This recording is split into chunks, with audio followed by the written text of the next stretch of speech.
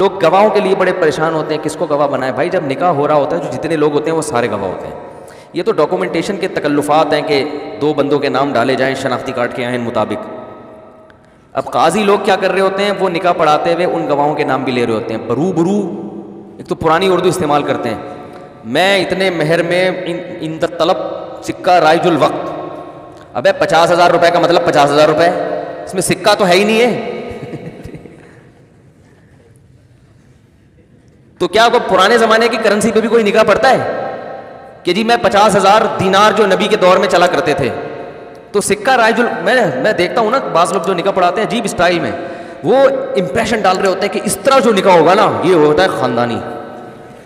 اور لوگ بھی ڈر جاتے ہیں کہ یار نکاح پڑھانا بڑا مشکل کام ہے، یہ تو کسی پروفیشنل آدمی سے ہی پڑھوانا چاہیے. نکاح پڑھانا دنیا کا سب سے آسان کام،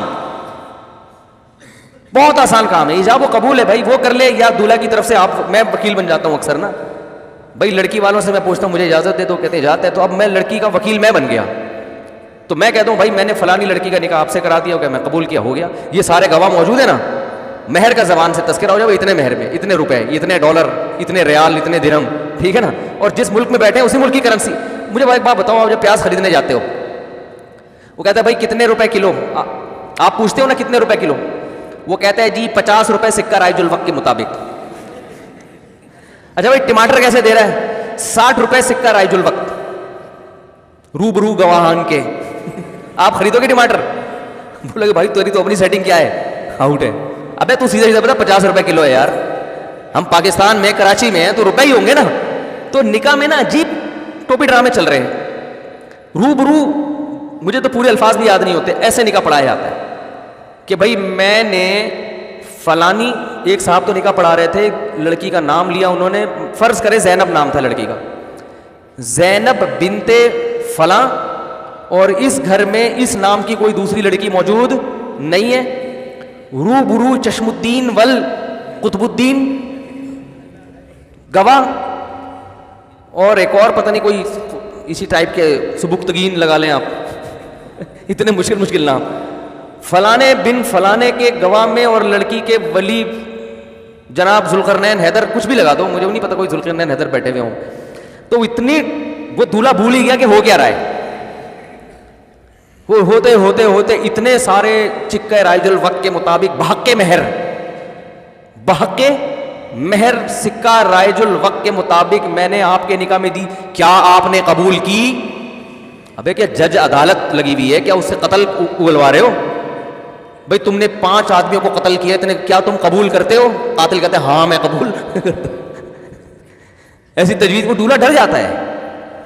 بعض دفعہ اس کا موڈ نہیں ہوتا قبول کرنے کا، حقیقت ڈر کے قبول کر لیتا ہے یار یہ کیا ہو گیا. تو وہ اتنا جا کے نا دولہا بھول ہی جاتا ہے کہ ہو کیا رہا ہے. بس اس کو آخر میں پتا ہوتا ہے میں نے کیا بولنا ہے، قبول. پھر 3 دفعہ قبولواتے ہیں پوری گردان کر کے نا، پھر دوبارہ سے بسم اللہ، پھر دوبارہ سے سٹارٹ کریں گے. سکہ رائج الوقت بحق مہر بعیوض، یہ بھی ایک لفظ آتا ہے درمیان میں، بعیوض. بھائی جب ٹماٹر خریدتے ہو تو یہ کہتے ہو یہ ٹماٹر کتنے روپے کلو بعیوض کے دیے ہیں آپ نے؟ بھائی کتنے کا دے گا یہ بتا، بولتے ہیں نا. تو نکاح بھی آسان ہے بھائی. فلانی خاتون کا میں نے اتنے مہر میں آپ سے نکاح کر دیا، بھائی قبول ہے؟ آپ بولو ہاں بھائی قبول ہے، ختم. وہ ہے نا ایک لکھنؤ کا آیا، لکھنؤ کے لوگ بڑے اردو خاندانی ہوتی ہے نا، وہ آیا کراچی میں یا کہیں پنجاب میں گیا، پنجاب میں تو وہاں کیلے بک رہے تھے. کہتے ہیں آپ کیلے عددن دیتے ہیں یا وزنن؟ یعنی وزن کے ذریعے دیتے ہیں تول کے، یا یہاں عدد گن کے دیے جاتے ہیں؟ بھائی جان اب سبزی والے سے پوچھ رہا ہے، وہ پھل والے سے، ریڈی والے سے، لکھنؤ کا. کہہ رہے آپ کے ہاں کیلے عددن بکتے ہیں یا وزنن؟ اس کو کیا سمجھ، کہہ رہے پتہ نہیں عددن وزنن، دنادن بکتے ہیں، دنادن لینا لو ورنہ نکلو یہاں سے. کہہ رہے ہمارے ہاں کیلا. وہ 3-4 دفعہ اس نے پوچھا نا، وہ سبزی والا منہ دیکھ رہا ہے اس لکھنؤ والے کا، بھائی تو بول کیا رہا ہے؟ کہہ رہے بھائی میں آپ سے پوچھ رہا ہوں آپ کے ہاں کیلے عددن بکتے ہیں یا وزنن؟ پھر وہ کیا بولے؟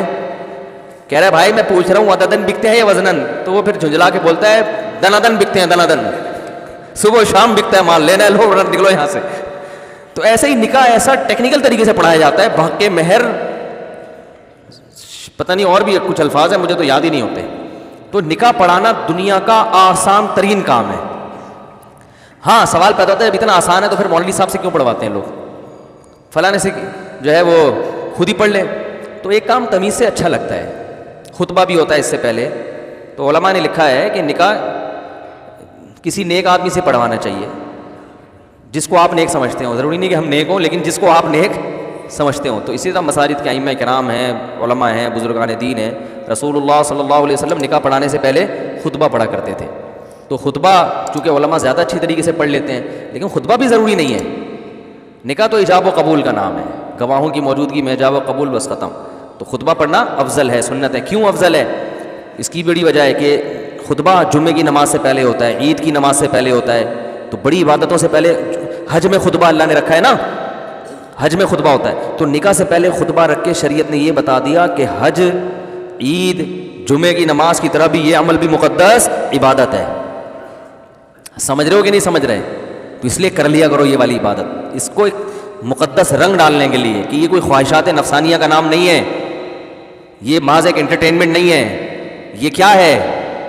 اسلام میں نکاح کرنا ایک مقدس عمل ہے, مقدس عبادت ہے. تو عبادت سمجھ کے کیا کرو یہ کام, اور کیا بھی کرو, کیونکہ عبادت کرنے کی چیز ہے, بچنے کی چیز نہیں ہے. سمجھ رہے ہیں کہ نہیں سمجھ رہے؟